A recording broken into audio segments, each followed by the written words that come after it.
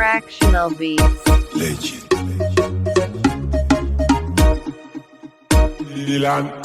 Tell them to me what's wrong with you. Amatangu tatichema tatenda tiri kufema sizviri kurema makomborero ari kuuya muri kuenda vamwe vari munganga zvawanda zvakunetsa vakandireverera zvirimo mudundundu pandaita rubatsiro vakati fundundu ndakavarespekta semwana ane unhu asi vaitofaitira igi mubhudhu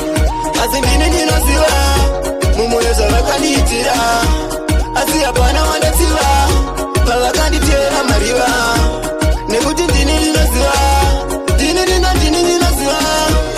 asi hapana wandatsiva pavakazama kunditeeriva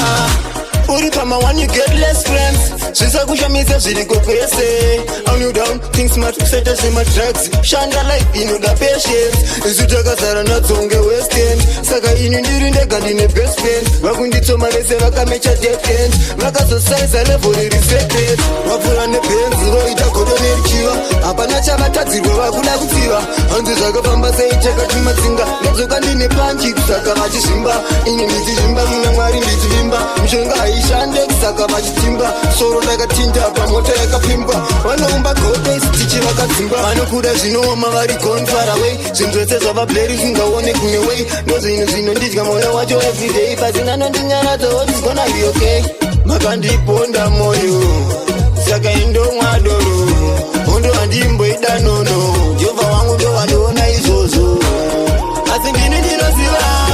mumwoyo zvavakandiitira asi hapana wandatsiva pavakanditeera mariva nekuti ndini ndinoziva asi hapana wandatsiva pavakazama kunditeeriva vaitoda kundiedza vachizorara kwaedza nyanga vachiedza panguva vachipedza pana chine musoro kana chavakapedza vamwe tichisenza mwari dai masipedza hatingagare upenyu chinetsekana vatendeutse itiva nemwe mukana semwana handidi zvekurasa mukanwa tive vatungamiri mune ramangwana.